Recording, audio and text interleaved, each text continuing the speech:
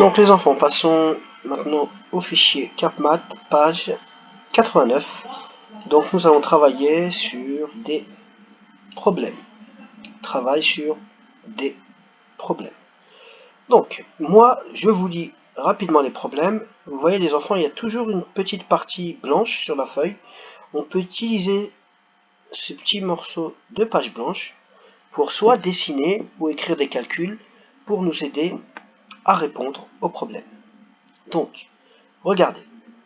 Zoé dit « Je n'ai que 2 boîtes de 6 œufs ». Donc elle tient dans ses mains 2 boîtes, et chaque boîte, dedans, il y a des œufs. Il y en a 6 dans chaque boîte.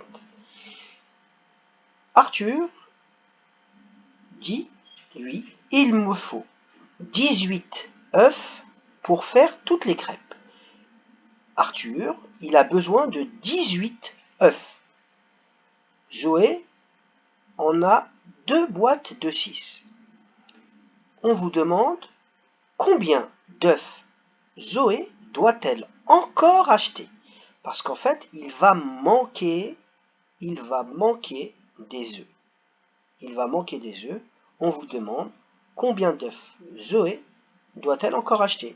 Donc là, il y a la phrase réponse. Zoé doit encore acheter. Dès que vous trouvez la réponse, vous l'écrivez ici. Bien sûr, je vous ai dit que vous avez le droit de dessiner, par exemple, les œufs que vous avez besoin ou le nombre d'œufs que Zoé a dans sa boîte et savoir combien il faut d'œufs, combien d'œufs il faut compléter, combien d'œufs il faut acheter pour répondre à la question. Voilà. Problème numéro 2. Arthur et Zoé partent avec le centre de loisirs. Donc le centre de loisirs, c'est un centre, un endroit où les enfants peuvent aller s'amuser quand il n'y a pas école. Très souvent, le centre de loisirs en France, le centre de loisirs c'est dans l'école. Quand c'est les vacances, l'école est fermée, il n'y a pas d'école avec les maîtres et les maîtresses, mais le centre de loisirs est ouvert, les enfants peuvent aller à l'école, mais pour participer au centre de loisirs, ce sont des activités sportives souvent, ou même des fois du dessin, des choses comme ça. Donc c'est pendant les vacances. Donc Arthur et Zoé partent avec le centre de loisirs. Au total, 56 enfants doivent partir. En tout, il y a 56 enfants qui doivent prendre le bus. On vous demande, y aura-t-il assez de place pour tout le monde? Vous devez juste entourer oui ou non. Vous devez savoir. Donc, il faut bien regarder les bus parce que sur les bus sont indiqués le nombre de places. Et à partir de là, il va falloir compter combien il y a de places en tout et savoir est-ce que vous avez assez de place pour tout le monde. Donc là, il faut juste entourer oui, il y a assez de place ou non, il n'y a pas assez de place pour tout le monde. Donc il y a 2 bus en tout. Arthur a collé des photos sur une grande feuille. Il a collé 4 rangées de photos. Dans chaque rangée, il a placé 5 photos. Combien de photos Arthur a-t-il collé? Arthur a collé, donc il faut écrire une réponse ici.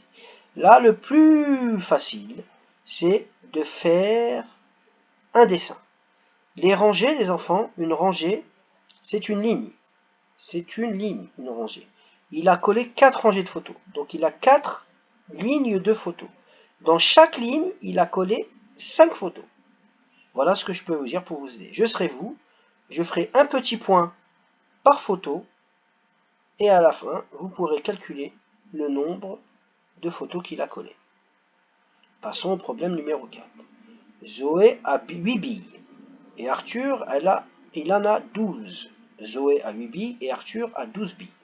Arthur veut bien donner quelques-unes de ses billes à Zoé. Il veut donner des billes à Zoé.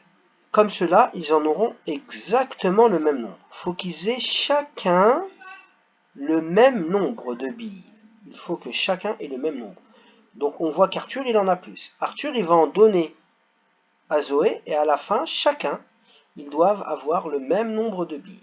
Combien Arthur doit-il donner de billes à Zoé? Donc là, vous devez mettre votre réponse ici. Le plus simple aussi, c'est de faire un dessin.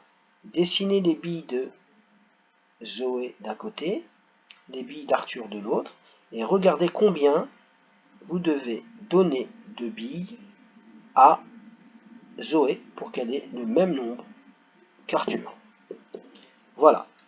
Donc là c'est un peu difficile, hein, les petits problèmes sont un peu plus difficiles, c'est pour ça qu'on appelle ça des problèmes. Mais, bien sûr, il faut réfléchir, et je ne veux pas entendre de je ne sais pas. Il faut chercher les enfants. Arthur et Zoé ont pris tous les biscuits qui étaient dans cette boîte. Donc là on a une boîte, il y avait des biscuits, le nombre de biscuits est indiqué ici. Zoé en a pris 2 de plus qu'Arthur. Donc en fait ils ont pris tous les gâteaux qui étaient dans cette boîte, ils les ont partagés. Mais on sait que Zoé en a 2. Elle en a 2 de plus qu'Arthur. Donc combien de biscuits à Arthur et combien de biscuits à Zoé? Et là, il faut mettre les réponses ici. Celui-là, vous voyez, ces deux problèmes, ils ont des petites étoiles rouges. Parce que si vous savez y répondre, c'est que vous êtes des champions. C'est-à-dire que vous êtes des champions parce que ce sont des problèmes qui sont un peu difficiles. Plus difficiles que les 3 premiers qui n'ont pas de petites étoiles. Voilà, je vous souhaite un bon courage et surtout, essayez de trouver les bonnes réponses, les enfants. Je vous envoie une vidéo pour la correction.